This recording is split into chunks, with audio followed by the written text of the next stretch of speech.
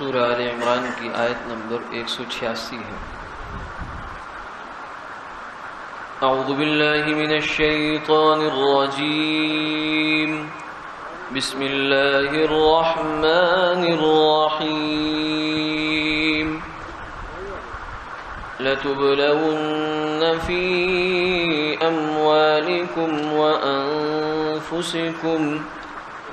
وَلَتَسْمَعُنَّ مِنَ الَّذِينَ أُوتُوا الْكِتَابَ مِنْ قَبْلِكُمْ وَمِنَ الَّذِينَ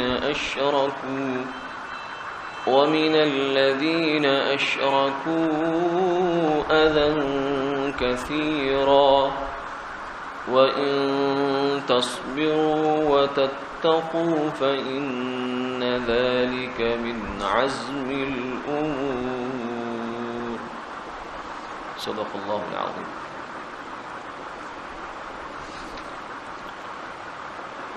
اے ایمان والو، تم لوگ ضرور بالضرور آزمائے جاؤ گے اپنی جانوں اور اپنے مالوں کے بارے میں، اور جن لوگوں کو تم سے پہلے کتاب دی گئی ہے اور جو لوگ مشرک ہیں ان سے تمہیں بہت سی دل آزاری کی باتیں سننے کو ملیں گی، اور اگر تم صبر کرو اور تقوی اختیار کرو تو بلا شبہ یہ ہمت کے کاموں میں سے ہے۔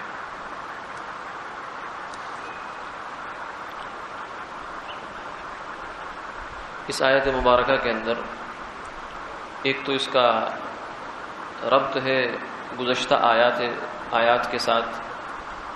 پیچھے ہم نے پڑھا تھا لَقَدْ سَمِعَ اللَّهُ قَوْلَ الَّذِينَ قَالُوا إِنَّ اللَّهَ فَقِيرٌ وَنَحْنُ أَغْنِيَاءُ، کہ ایک یہودی نے جب آپ صلی اللہ علیہ وسلم پر یہ آیت نازل ہوئی مَنْ ذَا الَّذِي يُقْرِضُ اللَّهَ قَرْضًا حَسَنًا، کون ہے جو اللہ کو قرض دے، یعنی راہ خدا میں مال خرچ کرے، تو اس نے کہا کہ إِنَّ اللَّهَ فَقِيرٌ وَنَحْنُ أَغْنِيَاءُ، اس کا مطلب تو یہ ہوا کہ قرض وہ مانگتا ہے جو نہتا ہے اور جس کے پاس کچھ نہیں ہے، اور ہم سے مانگ رہا ہے تو اس کا مطلب ہم بڑے ہو گئے اور اللہ چھوٹے ہو گئے، نعوذ باللہ من ذالک۔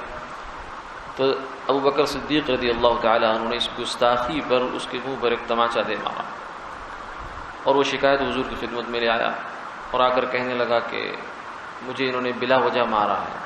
تو ابو بکر نے فرمایا کہ بلا وجہ نہیں مارا، بلکہ وجہ تھی، اور وجہ یہ تھی کہ اس نے اللہ کی جناب میں گستاخی کی ہے۔ تو اس نے کہا جی میں نے تو نہیں کی، اور جتنے اس کے ساتھ اس کے یہودی چیلے چانٹے تھے وہ بھی کہنے لگے نہیں کی ہے، وہ بھی جھوٹے تھے۔ تو اللہ رب العزت نے قرآن پاک نازل فرما دیا جس میں سیدنا ابو بکر صدیق رضی اللہ عنہ کے دعوے کی تصدیق تھی۔ تو یہ آیت اسی کے ساتھ جڑتی ہے۔ فرمایا کہ اے ایمان والو، تمہیں پہلی بات تو یہ ہے کہ آزمائش سے گزرنا پڑے گا۔ دو قسم کی بلکہ تین قسم کی آزمائش ہے، ایک مال کی، ایک جان کی، اور ایک جو ہے وہ جذبات کی۔ مال اور جان کی جو آزمائش ہے وہ کیا ہے؟ وَلَنَبْلُوَنَّكُمْ بِشَيْءٍ مِّنَ الْخَوْفِ وَالْجُوعِ وَنَقْصٍ مِّنَ الْأَمْوَالِ وَالْأَنفُسِ وَالثَّمَرَاتِ۔ مال کے اندر انسان کا پیسہ، کاروبار، ملازمت اور گھر، کوئی اور پراپرٹی، یہ سب چیزیں مال میں داخل ہیں۔ ان میں کسی میں بھی کوئی بھی نقصان ہو سکتا ہے، کوئی بھی مسئلہ ہو سکتا ہے، آپ نے سوچا نہیں ہے وہ حادثہ ہو گیا ہے۔ اور جانوں کے اندر اپنی جان ہے، اور پھر بیوی بچے ہیں، اور رشتہ دار ہیں، دوست ہیں، عزیز ہیں، اور تعلق والے ہیں، وہ سب اس میں شامل ہیں۔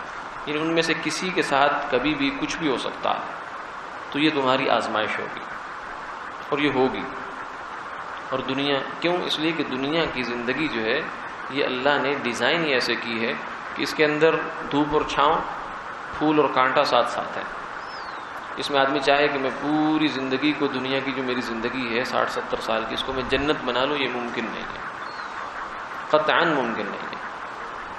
تو اس میں فرمایا کہ ایسا ہوگا، یہ دنیا کی زندگی جو ہے اس میں آزمائش چلتی رہے گی۔ اور ساتھ ہی یہ بھی ذہن میں رہنا چاہیے کہ یہ خطاب اہل ایمان کو ہو رہا ہے جو کہ کامل ایمان والے ہیں۔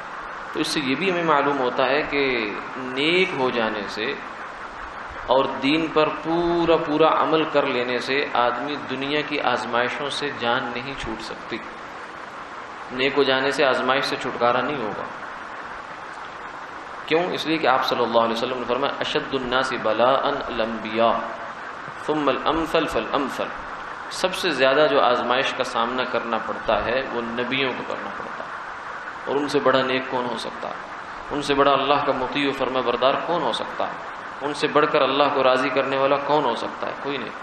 پھر ان کو کرنا پڑتا ہے. اور پھر آپ نے یہ بھی فرمایا اوذیت فی اللہ ما لم یؤذ احد من النبیین، کہ میں جو کہ نبیوں کا سردار ہوں، مجھے اللہ کے معاملے میں اتنی ایذا دی گئی ہے جتنی کسی نبی کو نہیں دی گئی.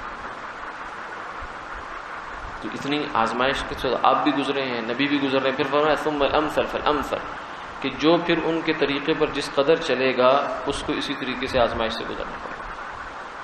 اب ایک جانب یہ بات ہے، دوسری جانب ہم سنتے رہتے ہیں کہ دین پر چلنے سے سارے مسئلے حل ہو جاتے ہیں. یہ بھی ایک بات ہے. تو یہ دونوں باتوں کا آپس میں جوڑ کیسے بیٹھے گا؟ بعض دفعہ کنفیوژن ہو جاتی ہے.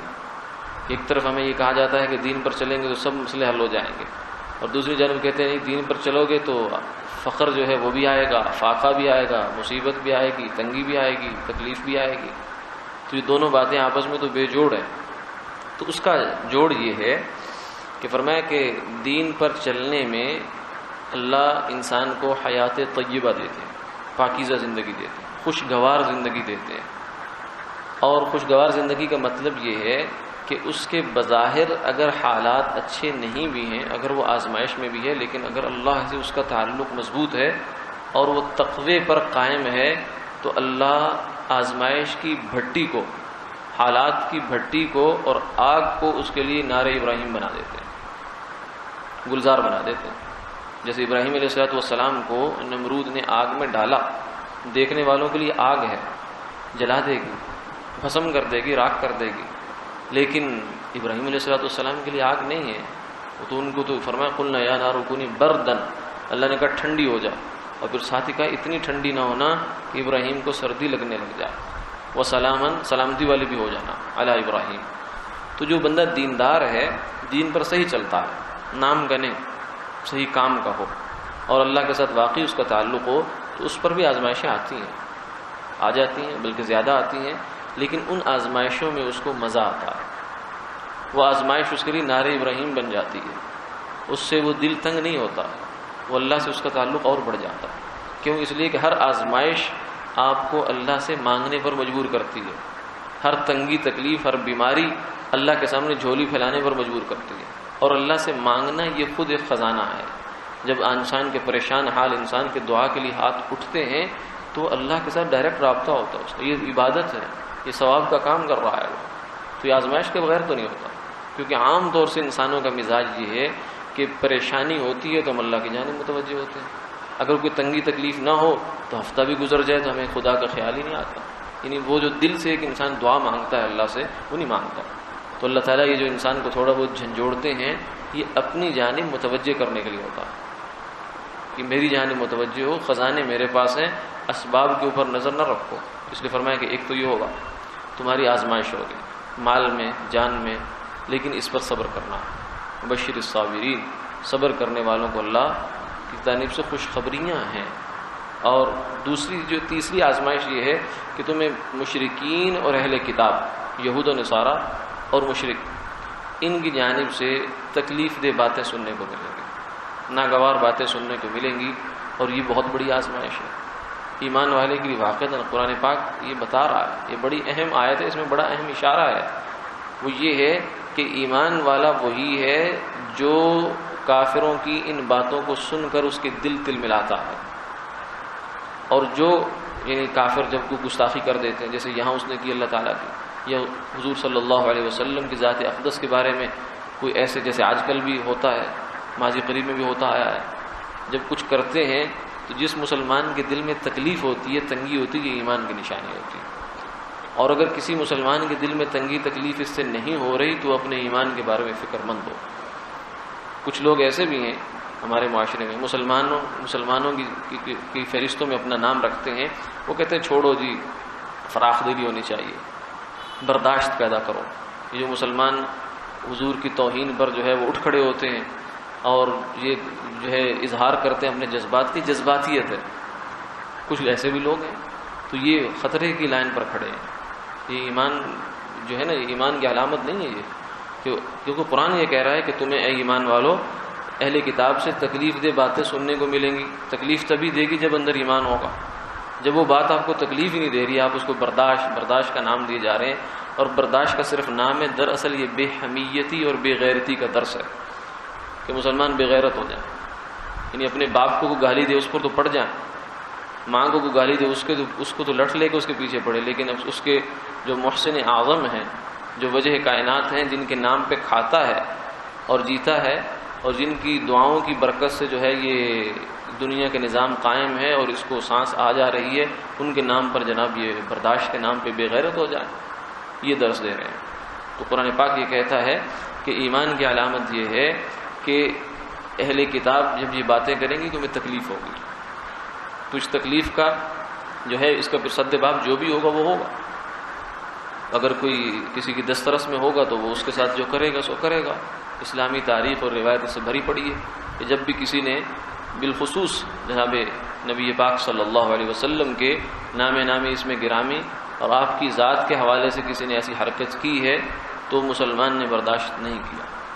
اور یہ انشاءاللہ قیامت تک ایسے رہے، کیونکہ ایمان قیامت تک رہے گا اور یہ ایمان کا لازمی تقاضا ہے کہ جب بھی ایسی کوئی بات، اور خدا نے یہ بھی اشارہ کر دی کہ ایسا ہوتا رہے گا، تمہیں سننے کو یہ باتیں ملیں گی، لیکن اپنے ایمان کا لیول جو ہے اتنا رکھنا کہ کم سے کم تمہیں اس کے اوپر تکلیف ہوتی رہے، اور اس تکلیف کا علاج بھی سوچو. باقی یہ ضرور ہے کہ اپنے آپ کو صبر کے ساتھ، یعنی چاہے مال کی آزمائش ہو، جان کی آزمائش ہو، یعنی جذبات کی آزمائش ہو، اس موقع پر اپنے آپ کو ثابت قدم رکھنا ہے. یہ نہیں کہ ضرور ایک دن آدھ دن جذبہ آیا اس کے بعد ٹھنڈا پڑے گا، نہیں. استقلال ہونا چاہیے، استقامت ہونی چاہیے، صبر ہونا چاہیے، اور پھر ساتھ ہی تقوی بھی ہونا چاہیے. اگر یہ دونوں باتیں انسان کے اندر جمع ہو جائیں، صبر اور تقوی، اور میں یہ نبیوں کی صفتیں ہیں. اولو العزم فاصبر کما صبر اولو العزم من الرسل. آپ کو حکم ہوا کہ اے نبی جی آپ صبر کیجئے جیسا کہ اولو العزم پیغمبروں نے صبر کیا. یہ آپ کو تو حکم ہے، لیکن دراصل تو امت کو ہے، کیونکہ آپ تو اولو العزم پیغمبروں کے سردار ہیں. تو آپ کو جو ایم اے کے بچے کو تو نہیں کہا جاتا نا کہ پرائمری والے بچے جیسے محنت کر رہے ہیں آپ بھی ایسے کرو، وہ تو خود بڑا ہے. تو آپ صلی اللہ علیہ وسلم تو سب نبیوں کے سردار، آپ کو حکم ہے کہ اولو العزم پیغمبروں کی طرح صبر کریں. تو یہ دراصل امت کو حکم ہے کہ صبر اگر کسی کو یہ صفت مل جائے اور تقوی کی صفت مل جائے تو یہ بہت بڑی نعمت ہے اللہ تعالیٰ.